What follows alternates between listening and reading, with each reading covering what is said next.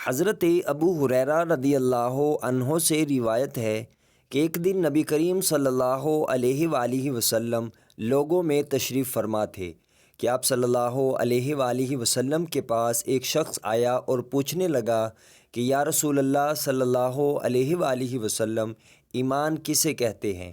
آپ صلی اللہ علیہ وآلہ وسلم نے فرمایا کہ ایمان یہ ہے کہ تم اللہ پاک کے وجود اور اس کی وحدانیت پر ایمان لاؤ، اس کے فرشتوں کے وجود پر اور اس کی ملاقات کے برحق ہونے پر اور اس کے رسولوں کے برحق ہونے پر اور مرنے کے بعد دوبارہ اٹھنے پر ایمان لاؤ۔ پھر اس نے پوچھا کہ اسلام کیا ہے؟ آپ صلی اللہ علیہ وآلہ وسلم نے ارشاد فرمایا کہ اسلام یہ ہے کہ تم خالص اللہ کی عبادت کرو اور اس کے ساتھ کسی کو شریک نہ بناؤ، نماز قائم کرو اور فرض زکوٰۃ ادا کرو اور رمضان کے روزے رکھو۔ پھر اس نے احسان کے متعلق پوچھا۔ آپ صلی اللہ علیہ وآلہ وسلم نے فرمایا احسان یہ ہے کہ تم اللہ کی عبادت اس طرح کرو گویا تم اسے دیکھ رہے ہو۔ اگر یہ درجہ حاصل نہ ہو تو پھر یہ تو سمجھو کہ وہ تم کو دیکھ رہا ہے۔ پھر اس نے پوچھا کہ قیامت کب آئے گی؟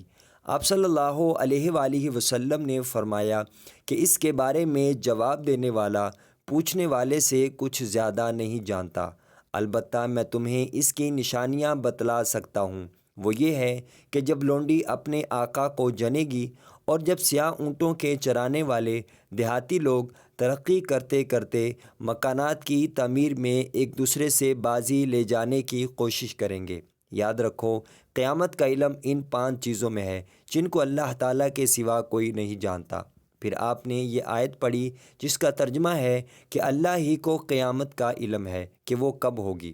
پھر وہ پوچھنے والا پیٹ پھیر کر جانے لگا تو آپ صلی اللہ علیہ وآلہ وسلم نے فرمایا کہ اسے واپس بلا کر لاؤ۔ لوگ دوڑ پڑے مگر وہ کہیں نظر نہیں آیا۔ آپ صلی اللہ علیہ وآلہ وسلم نے فرمایا کہ وہ جبرائیل تھے جو لوگوں کو ان کا دین سکھانے آئے تھے۔ صحیح بخاری حدیث نمبر 50۔